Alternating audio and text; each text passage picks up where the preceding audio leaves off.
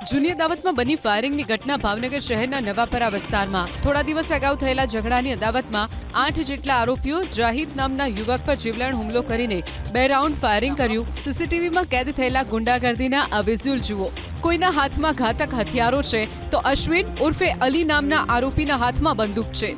બેસવા જેવી બાબતે પહેલા તો તમામ આરોપીઓએ જાહિદ પર સોડાની બોટલો અને પથ્થરો મારીને હુમલો કર્યો। બાદમાં 2 રાઉન્ડ ફાયરિંગ કરીને સમગ્ર વિસ્તારને બાનમાં લેવાનો પ્રયાસ કર્યો। જો કે હુમલો અને ફાયરિંગની આ ઘટનામાં ફરિયાદી જાહિદનો બચાવ થયો। ફાયરિંગની ઘટનાની જાણ થતાં એલસીબી, એસઓજી અને નીલમબાગ પોલીસ પણ તાત્કાલિક ઘટના સ્થળ પર દોડી આવી। સ્થળ પરથી પોલીસને ખાલી કારતૂસ પણ મળી આવી છે।